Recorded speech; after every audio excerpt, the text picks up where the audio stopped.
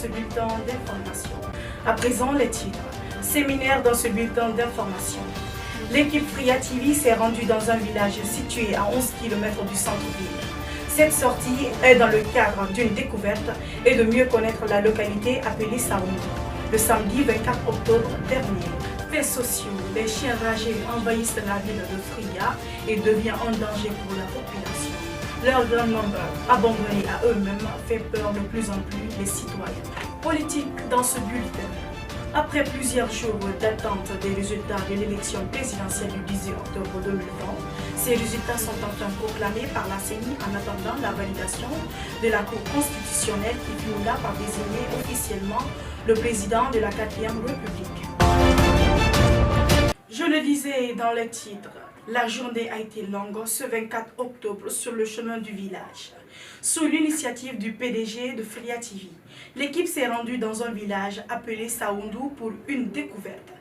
Le commentaire, c'est avec Makamara. Dans la journée du 24 octobre dernier, l'équipe Fria TV s'est rendue à Saoundou, un village situé à 11 km du centre-ville de la préfecture. Dans le cadre d'une visite de courtoisie, de recherche et de divertissement. Un village situé au sud-ouest de Fria, plus de 100 habitants et une jeune population qui vivent dans l'agriculture. À cette période hivernale, les paysans passent tout leur temps dans les champs pour la chasse des oiseaux et des animaux qui empêchent l'évolution de leur culture maraîchère. Bien qu'ils accrochent aux activités agricoles qui les permettent de satisfaire leurs besoins, mais un problème de route reste leur préoccupation primordiale pour l'acheminement de leurs produits récoltés vers le centre-ville Fria. L'éducation reste aussi l'une de leurs préoccupations majeures. Pour preuve, les élèves quittent ce village pour regagner leur établissement d'éducation Kasagara.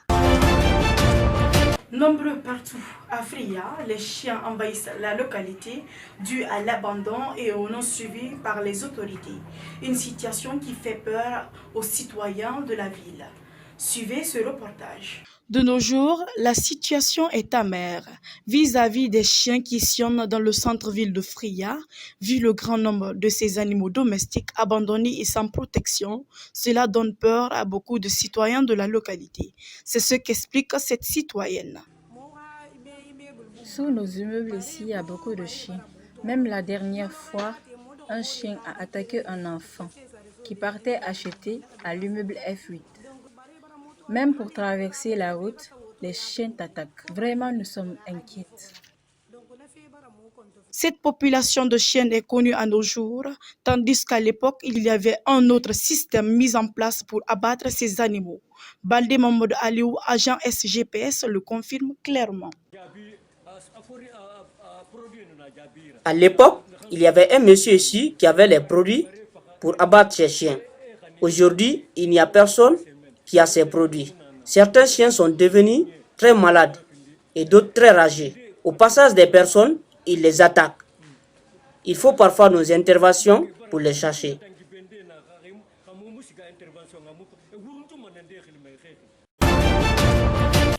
Tant attendu, les résultats de l'élection présidentielle du 18 octobre 2020 sont en fait proclamés.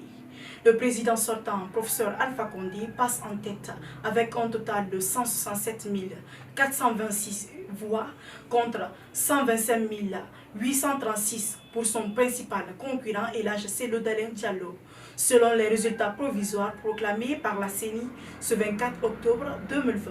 Le commentaire, c'est avec Lansine Kourma. Attendu depuis le lendemain du 18 octobre de cette année, les résultats provisoires sont enfin proclamés le 24 octobre dernier par la Commission électorale nationale indépendante CENI. Pour les premiers résultats qui concernaient les 4 des 8 circonscriptions du pays, professeur Alpha Condé avait déjà un pourcentage avancé à Matam, Bofa, Matoto et Kalom. Les autres candidats ont obtenu des scores faibles, ne dépassant pas la plupart un pourcentage de suffrages pour ces 4 communes. Selon les derniers chiffres de la CENI, Alpha Condé a gagné à la présidentielle avec 59,49 contre 33,5% pour son principal adversaire Cellou Dalein Diallo. Le taux de participation lors du scrutin du 18 octobre a été de 78,88% sur 5,4 millions de personnes enrôlées selon la CENI. Cette proclamation qui a donné une majorité absolue au président sortant dès le premier tour laisse une situation tendue dans le pays avant l'officialisation de ces résultats par la Cour constitutionnelle. Bref, dans ce bulletin, drame. D'après les informations requises par nos confrères du site Atlantique Guinée, l'un des meilleurs trains d'exportation d'alumine et mazout de Rissal Fregia aurait été pris en cible par les manifestants mécontents de l'UFDG à Sonfonia le vendredi 23 octobre 2020, faisant un bilan de 4 gendarmes décédés, un porté disparu et plusieurs blessés. Fria. Les boutiques et grands magasins sont toujours fermés.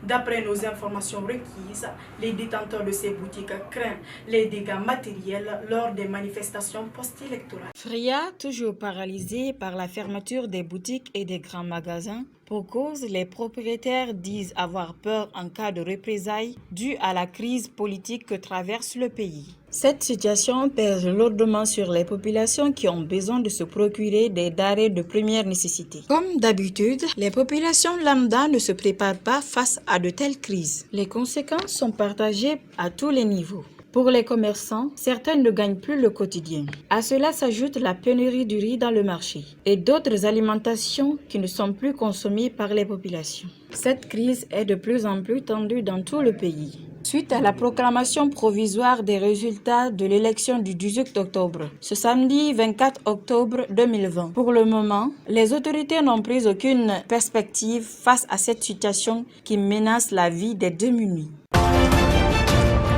Eh bien, mesdames et messieurs, c'est avec cet élément que nous fermons portes et fenêtres de ce bulletin d'information. Une fois de plus, merci et à la prochaine.